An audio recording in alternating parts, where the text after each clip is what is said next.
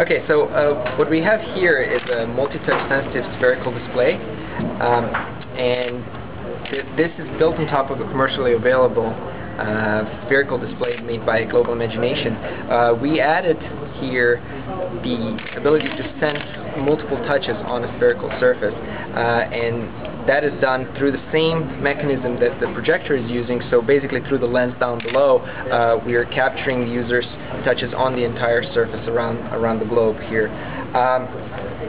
What I'm showing here is just a prototype application that lets you scale images around.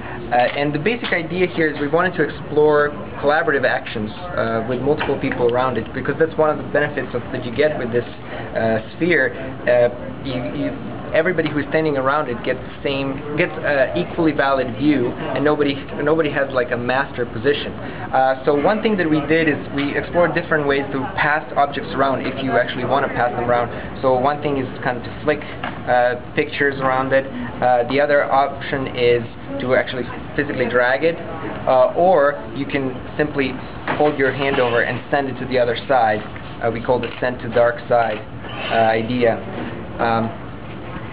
One nice thing that the sphere allows you is that you have this notion of pseudo-privacy. That is, if you are on one side and you put a picture on one side, I can actually guarantee you that you're not going to be able to see this picture right now unless you break basically a social protocol. You come closer and look into it.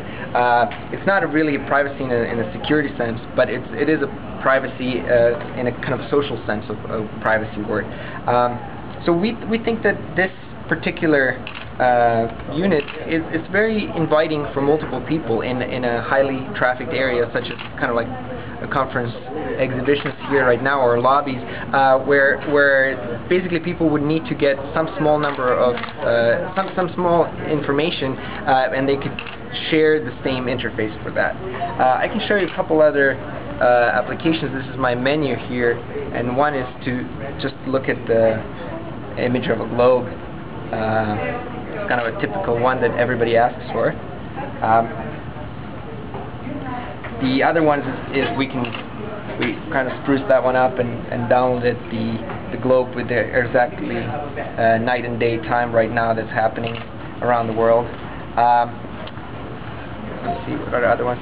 With the options that we were looking at also were how to interact with omnidirectional data. So what you see here is a view from our ring camera that looks in 360 degrees around it, and we mapped it here onto the surface. So as you're looking here, you can actually see our two of us, or more, actually a couple of us, in the image, filming this right now. The idea also is to provide an equally compelling view to everybody around it. Now obviously there's some contention issues here, because if multiple people want to navigate this, it becomes a little bit problematic. But one thing that is actually possible is because you can actually see and visually interact with everybody around it, you're able to, we believe you're able to socially mitigate those situations. Let's see if I have another demo here.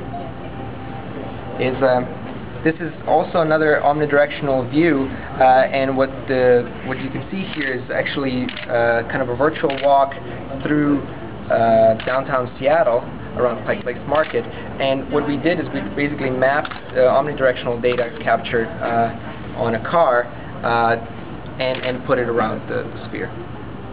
Don't you have a game on there as well? Can you show us that one? I do have a little Pong game. The idea here is that you can actually use not just the touches which we track for all the other applications, for example photos, but you can actually use your entire touch surface to bounce objects off of it, to basically create virtual barriers and play a kind of a typical Pong game around that. All right, well thanks very much.